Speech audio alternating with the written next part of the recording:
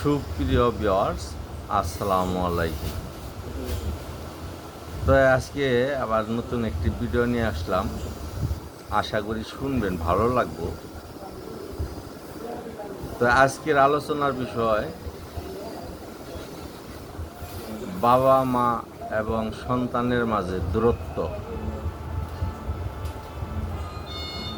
বাবা মা এবং সন্তানের মাঝে দূরত্ব বিভিন্নভাবে হতে পারে। ভুল বুঝাবুঝির মাধ্যমে হইতে পারে, অন্যের দ্বারা প্রভাবিত হয়ে হইতে পারে, সম্পদের জন্য হইতে পারে, অসুস্থতার কারণে হইতে পারে। অসুস্থতা আবার বিভিন্ন ক্যাটাগরি, যেমন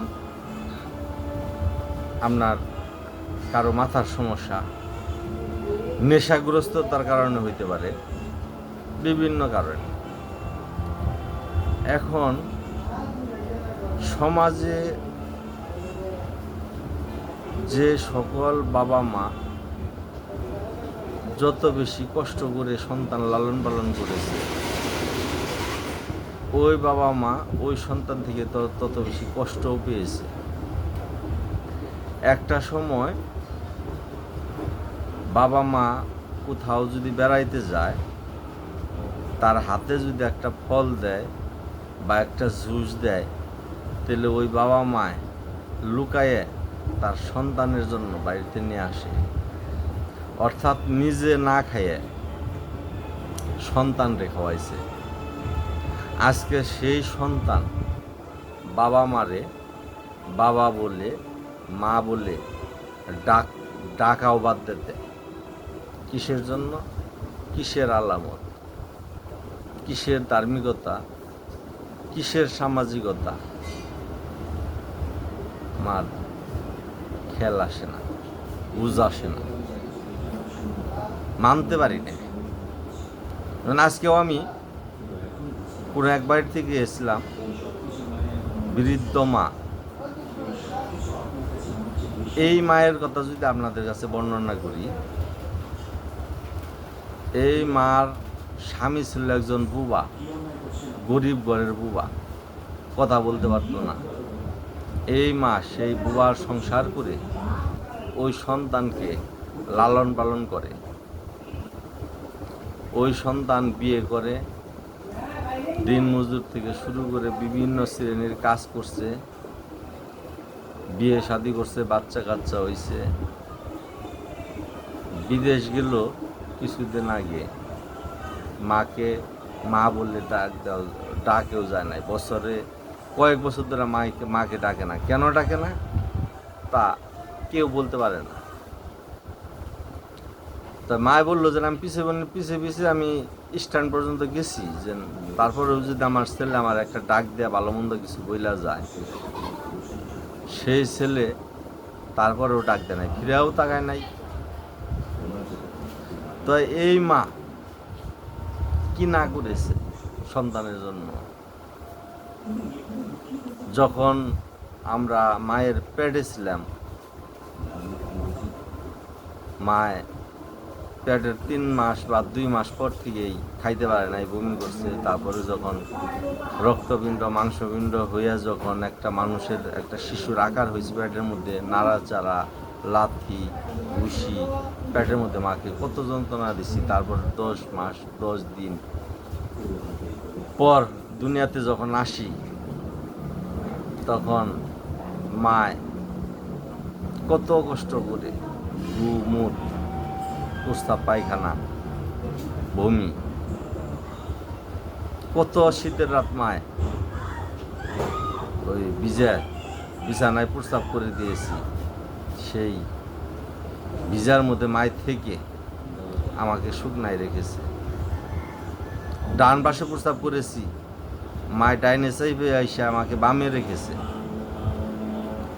আবার বাম পাশে প্রস্তাব করে দিয়েছি, মায় বামে চেপে আইসে মাঝে রেখেছে, মাঝেও প্রস্তাব করে দিয়েছি। তখন মায়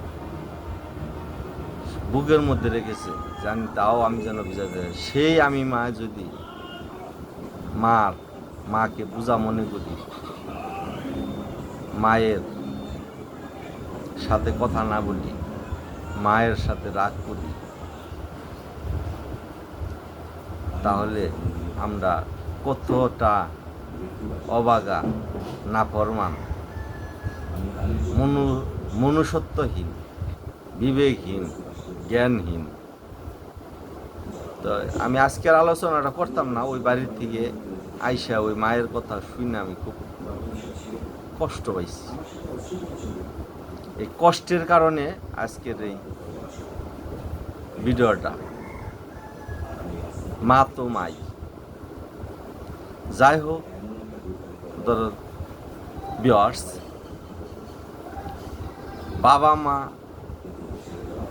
একটা সময় আমাদেরকে বট গাছের মতো ছায়া দিয়ে অনেক যত্নে আদরে আমাদেরকে বড় করে এতটুকু করেছেন।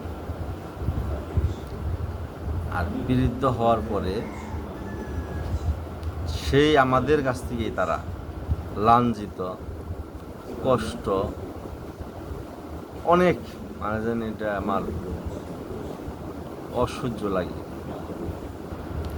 যাই হোক, এইটাও আমাদের একটা সামাজিক, ছোটবেলায় দেখেছি যে হলো সামাজিকতার একটা দায়বদ্ধতা ছিল। কোনো পাশের বাড়ির কোনো লোক যদি কোনো বাবা মার সাথে বা মুরব্বীদের সাথে বেদবি করতো, পুরো গ্রাম তার বিরুদ্ধে লেগে যেত। কিন্তু এখন লাগে না। এখন কার ঘরে কি হইতেছে কেউ খোঁজ খবর রাখে না। দুনিয়াটা যেন কেমন হয়ে যাইতেছে, মানুষের মন মানসিকতা কেমন যেন পশুর মতো হয়ে যাইতেছে। যেমন পশুরা দুইটা ডিম দেয়, বাচ্চা হয়, উড়াল শিখে, তারপর তারা আলাদা বাসা বাঁধে।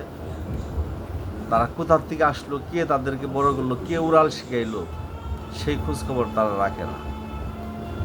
যেমন ধরেন যেন একটা ছাগল ছানা বড় হয়, যতক্ষণ মায়ের বুকের দুধ খায় ততক্ষণ মায়ের কাছে থাকে।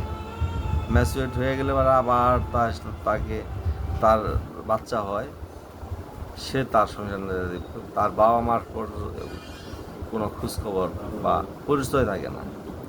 তো তেমনই আমাদের মানব সন্তানগুলিও ওই পশু পাখির মতো, হিংস্র জানোয়ারের মতো হয়ে যাইতেছি আমরা দিন দিন।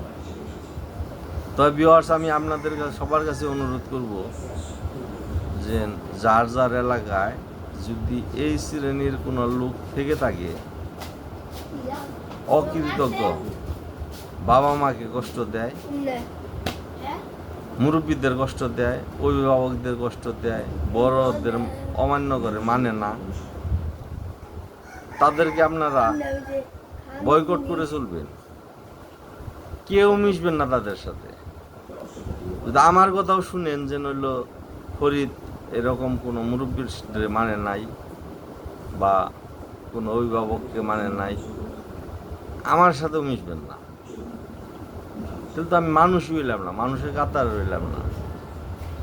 তাই দয়া করে আপনারা এই জিনিসগুলো একটু বিবেচনায় নেবেন, যে বয়সকালে যেন বাবা মারা অন্তত একটু হইলেও যেন শান্তিতে থাকতে পারে, একটু যেন অন্তত সন্তানের কাছ থেকে মা ডাকটা শুনতে পারে, বাবা ডাকটা যেন শুনতে পারে।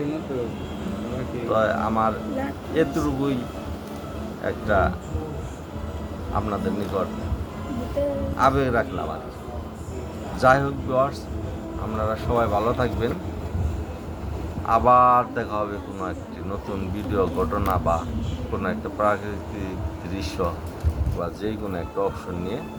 সেই পর্যন্ত সবাই ভালো থাকুন, আমার জন্য সবাই দোয়া রাখবেন, এবং বিশ্বের প্রতিটা বাবা মা যেন সুখ শান্তি নিয়ে যেন দুনিয়ার থেকে তারা বিদায় নিতে পারে, প্রতিটা সন্তান যেন তাদের যথা উপযুক্ত সম্মান করে, এই প্রত্যাশা রেখে আমি আজকের ভিডিওটা শেষ করছি। মোহাম্মদ ফরিদ মিয়া, কুমুল ইনামদার, টাঙ্গাইল সদর।